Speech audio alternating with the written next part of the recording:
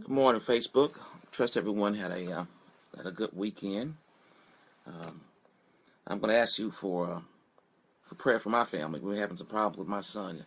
Some of you may know, some of you don't know. I've got a 24-year-old. I've been having some issues with him from some aggressive behavior, and I would appreciate your prayers for the Shemwell family as well. Amen. Amen. And this meditation this morning is just it just touched my spirit. Really did. I'll go ahead and read it, and then I'll give a little commentary on this. But so teach us to number our days, that we may gain a heart of wisdom. Okay, had a little technical difficulty there. Sorry about that. The gift of life. Life is a glorious gift from God. Treat it that way. This day, like every other, is filled to the brim with opportunities, challenges, and choices. But no choice that you make is more important than the choice you make concerning God. Today you will either place Him at the center of your life or not. And the consequences of that choice have implications that are both temporal and eternal. Sometimes we don't intentionally neglect God. We simply allow ourselves to become overwhelmed with the demands of everyday life. Ooh, Lord, relate to that. And then, without our even realizing it, we gradually drift away from the one we need the most. Thankfully, God never drifts away from us. He remains always present, always steadfast, always loving. As you begin this day,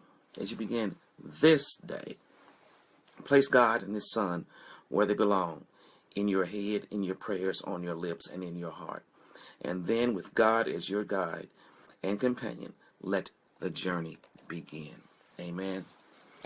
I just wanted to say that when they talk about the gift of life, there's also a verse I love that says, this is the day that the Lord has made.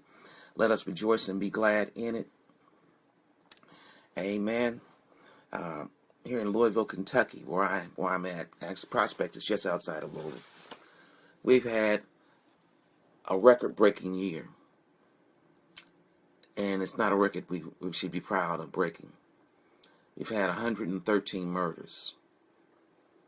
The most we've ever had in the city, ever. The record was 110, set in 1971. And that's because we don't appreciate the gift of life. I mean, we look all over our country, and city after city is having the surge in homicides, because we don't appreciate the gift of life.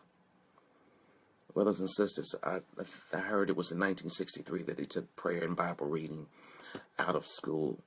And if you look at the statistics, they surely indicate that our society has had a detrimental effect on our society since. We need God. We need God, plain and simple. So I ask you today, let's develop a regular prayer life, a Bible study in our homes with our children. Let them know God. Please, I implore you. We can't afford not to. Amen. Amen. All right, my brothers and sisters, as I always say, hey, first of all, have a good week. Start your week off with some prayer. Turn to God, to get your day started. And if the love of Christ is in you, let it touch someone in your world. Amen. God bless you.